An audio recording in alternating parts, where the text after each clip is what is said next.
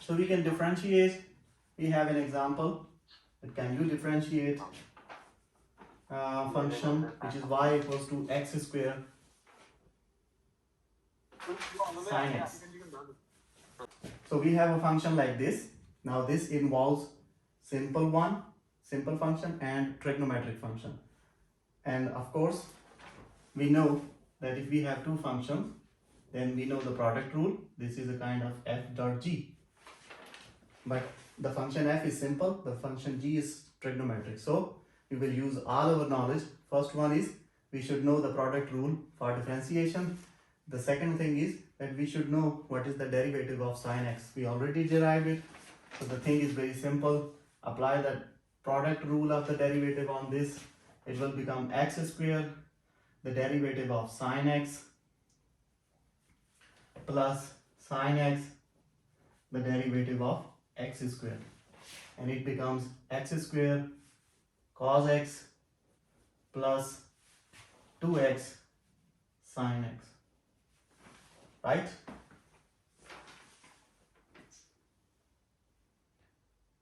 Yeah. So in total we have 6 quantities: sine x, cos x, tan, cot, and then secant, and then cosecant. I derived the sine x, you are going to derive the cos x. Let me derive the tan x, and okay, I have derived the tan x. I will also derive the cot x. So you will be required to derive these. You will be required to derive the second, the fifth, and sixth. Okay. So let us derive the derivative of tan x. If f of x is equal to tan x, then of course this is equal to sine x over cos x. The quotient rule. If you apply the quotient rule, what will happen? This function into the derivative of this function minus this function into the derivative of this function, which is minus sine x, whole divided by this function whole square. On the upper side, it is cos square x minus into minus plus sine square x whole divided by cos square x. You know that sine square plus cos square is always equal to 1, so it is 1 over cos square x, and 1 over cos square means secant square x. So the derivative of tan x is secant square x. Similarly, the derivative of cot x can be calculated by following the same rule. If f of x is cot x, it means it is cos of x divided by sine of x, and if you apply the derivative on it, it is simply the quotient rule. This quantity into the derivative of this quantity minus from formula this quantity into the derivative of this quantity whole divided by this quantity whole square. If you multiply them, it becomes negative of sine square minus cos square whole divided by sine square. You can take the negative common, the rest of the thing becomes 1. So it is negative 1 divided by sine square, and this is equal to minus cosecant square x. Right or wrong? Right. So the remaining two, this one, and this one, these three will be coming to you in the homework. Okay, we have a very interesting question, and the question is that if you have a function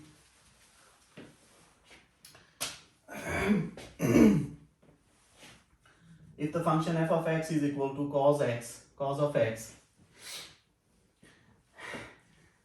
what is the 27th derivative of this function? Find 27th derivative of this function. Now this looks a trouble. How will we calculate the 27 derivatives? It takes 1 hour. What will we do?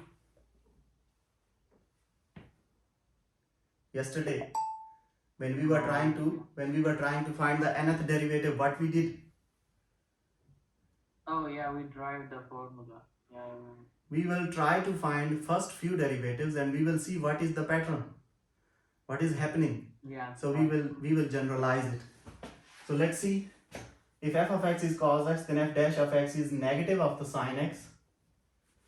F double dash, the derivative of this, one negative is here, the derivative of sine is cos, so it is negative of cos x. F triple dash, it gives me the one negative is here and one negative is coming from the derivative of cos, so it will become positive and it becomes sine x. And F fourth derivative, it gives me the derivative of sine, which is cos, and the fifth derivative, it gives me negative sine. Now look at this. From where we started? We started from positive cos x. I want to see that when this term will appear again. Second, no, not this. Third, no, it is negative. Fourth, no, it is sine. Fifth, this one, fourth on the fourth derivative. This is exactly the same from where we started. So it means 1, 2, 3, 4. After every 4 derivatives, the cos x will become cos x again. So it means wherever you go, where you go to 100 times, after every fourth derivative, cos x will again become cos x. So if we can say that for any n, if it is a multiple of 4, then the answer will be cos x. So I can say that f4 of x is cos x. It simply means f8 of x is cos x, and so on, 8, then 12, 16, 20, 24. So I can say f24 of x will also be cos x. Now I'm already on the 24th derivative and I need 27th. So it is easy. I can calculate the next 3. f25 will become minus sine x. f26 will become minus cos x. And f27 will become negative into negative, positive sine x. Right? So we did not calculate all the 27. We just analyze the pattern and we see that after every 4 derivative, the answer is exactly the question. So we can generalize it. It means, simply means that f n of x is cos x always if n is a multiple of 4 something. If n equals to 4 dot k, where k is any integer. So if it is a multiple of 4, the answer will always be cos x if the original function is cos x. Okay? Yeah, right. So you can follow the similar pattern in case of the sin x. You can try the same f27 of x for the sin x and see whether it is working or not.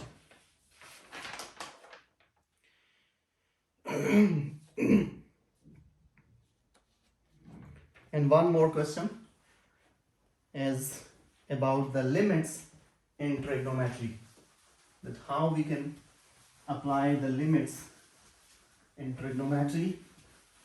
Already we have used the limit in deriving the formula, so we are just doing one example.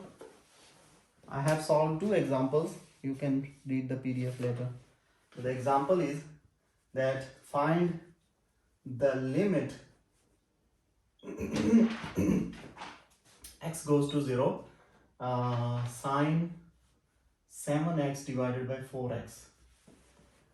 Now, the question is find the limit in this case. If it would have been easy to give the answer if this would have been like this, because we already know that sine of something whole divided by this same thing, and the limit when theta goes to 0, this is the answer is 1. So this something can be 7, can be 18x, but they should be same. This quantity and this quantity should be same. So if it would have been like this, then the simple answer was 1. But now they changed it. They are very tricky. They are very naughty people. They made it 4. So we first have to, from this, whenever we look at it, our mind goes to there. So to find out this kind of situation, we have to deal with this 4. We have to figure out how we can change it.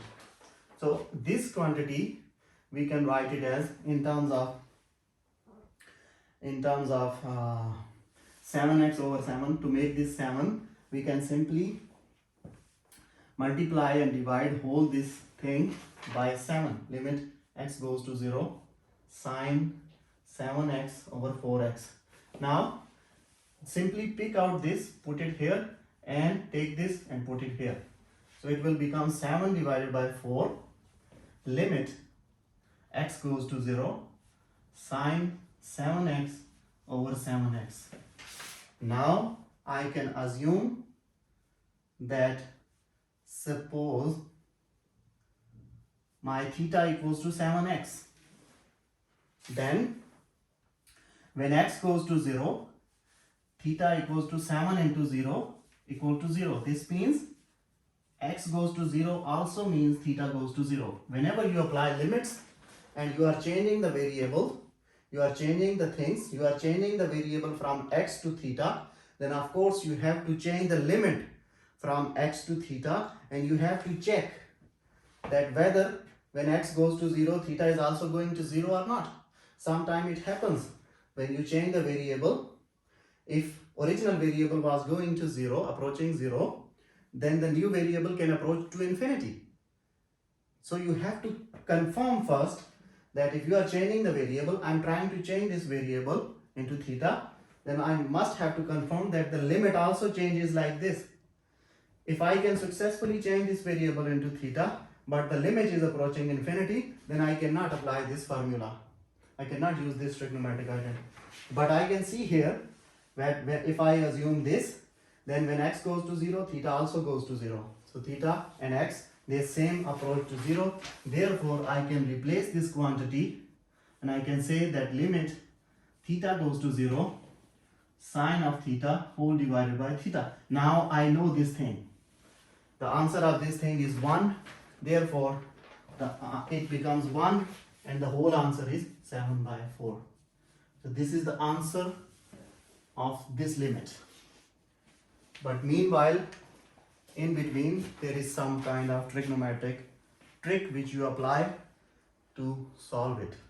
You cannot directly apply the limit on it. Another question, I have solved it on the paper. You can see it, that also involves similar kind of tricks. Okay.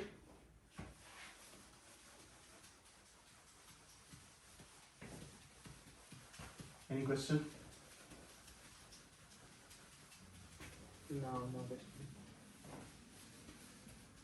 Hopefully I'll try to upload the homework tonight, but if I sleep, then I will upload tomorrow in the daytime.